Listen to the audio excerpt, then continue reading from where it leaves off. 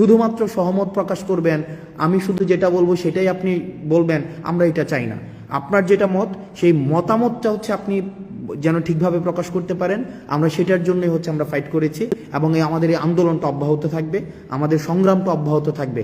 কারণ আপনি যদি এই সংগ্রামটা অব্যাহত না রাখেন তাহলে আপনাকে মিউট করে দেওয়া হবে। আপনি যে গালি দিচ্ছেন এখন স্বাধীনভাবে, আপনার মাথার মধ্যে কিন্তু এই চিন্তা নাই যে আপনাকে ডিজিটাল সিকিউরিটি অ্যাক্টে আপনাকে ধরে ফেলবে। এটার জন্যই ছিল আমাদের আন্দোলন। আপনি স্বাধীনভাবে গালি দেওয়ার স্বাধীনতা পেয়েছেন। আপনার স্বাধীনতার জন্য, এই গালি দেওয়ার জন্য আমরা হচ্ছে ফাইট করব, সংগ্রাম করব, যেন আপনি স্বাধীনভাবে গালিটা দিতে পারেন। আমাকে যেন আপনি বলতে পারেন আমি কুত্তার বাচ্চা, আমাকে যেন বলতে পারেন যে আমি হচ্ছে যে টাকা খেয়ে আন্দোলন করেছি, আমাকে যখন বলতে পারেন যে আমি ঘুষ খেয়েছি, আমাকে যেন বলতে পারেন আমি 10 কোটি টাকা খেয়েছি।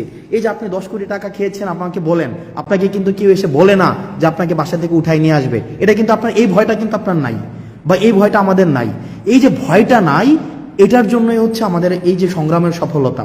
আপনি যদি জিজ্ঞেস করেন এই সংগ্রামের সফলতা কি, এই সংগ্রামের সফলতা এইটাই যে আমাদের ব্যাকস্পেস ব্যবহার করতে হচ্ছে না, আমাদেরকে একটা কমেন্ট লেখার পূর্বে আমাদের ভাবতে হচ্ছে না, বা আমাকে কোনো বন্ধু ফোন দিয়ে আমাকে জিজ্ঞেস করে না যে দোস্ত তাড়াতাড়ি কমেন্টটা ডিলিট করে দে বা তাড়াতাড়ি পোস্টটা ডিলিট করে দে।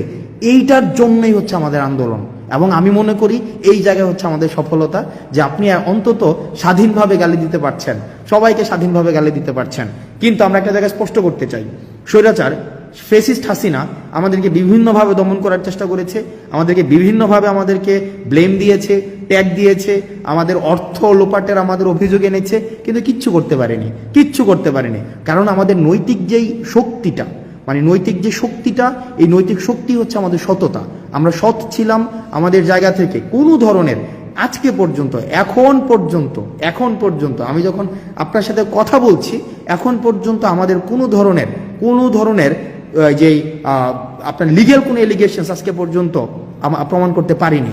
তো সুতরাং আমরা আমাদের যতক্ষণ পর্যন্ত আমাদের নৈতিকতার জায়গাটা স্পষ্ট থাকবে, স্বচ্ছ থাকবে, ততদিন পর্যন্ত এই